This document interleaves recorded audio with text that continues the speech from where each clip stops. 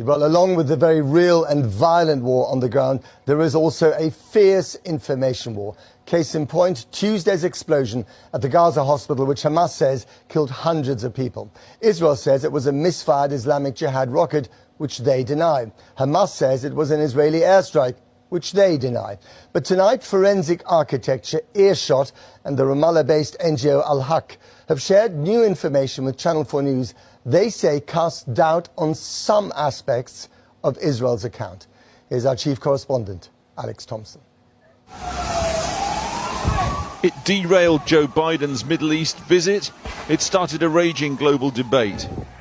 The explosion at the hospital in Gaza City on Tuesday night and its bloody aftermath. Tonight, audio and photographic analysis sheds new light on what happened. First, the audio analysis. This comes from a consortium of prominent NGOs specialising in human rights investigations. Earshot investigators have analysed two aspects of the blast which killed so many at the Christian hospital. First, Doppler effect sound analysis of the missile tracking to the hospital that night.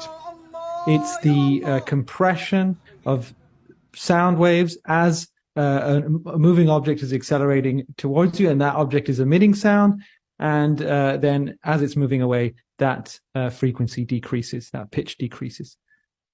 That analysis produced this mapping.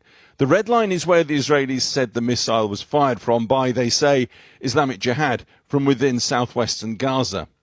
But this new Doppler sound mapping analysis concludes that the missile came from a variety of possible firing points, the blue arrows, all east of the hospital, not west, as the IDF claimed.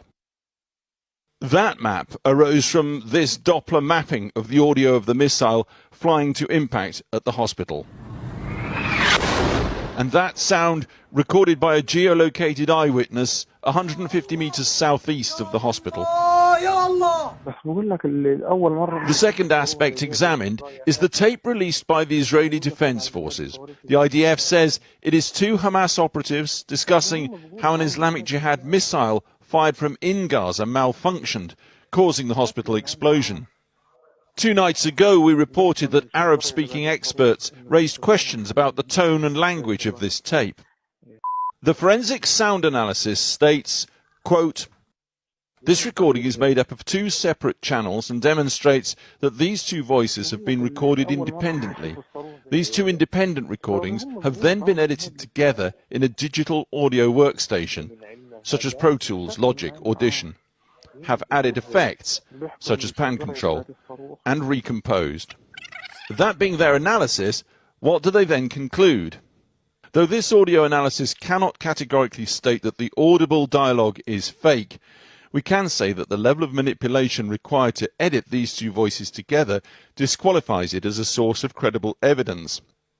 Earshot's opinion is that this recording does not meet the standard required for evidence and should not be used by the media without the clear caveat that it has been digitally manipulated. We turn now to the image analysis carried out by Forensic Architecture at London University. They've conducted 3D resolution of the impact strike crater and shrapnel splash marks in the hospital car park. Those radial fragmentation marks open towards the southwest, with a shallow channel leading to the crater from the northeast. Their conclusion matches the audio analysis of the missile track. They say whatever hit the hospital car park that night was fired from the northeast and not from the southwest of Gaza, as the Israeli Defense Forces claim.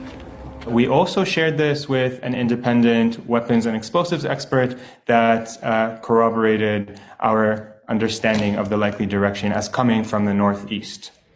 They stress this is a preliminary investigation, and they, like many, call for a full inquiry, unlikely in the heat of raging war.